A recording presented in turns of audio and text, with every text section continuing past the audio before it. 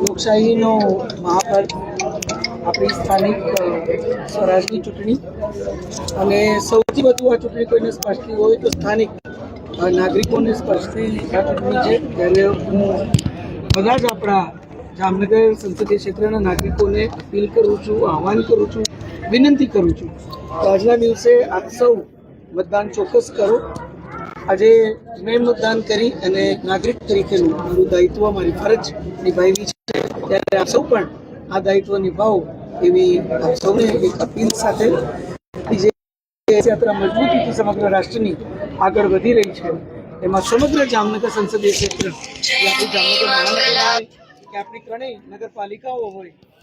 ખંભાળિયા અને રાવલ, અને આપણી જિલ્લા પંચાયત અને તાલુકા પંચાયતની બેઠકો હોય, એ તમામ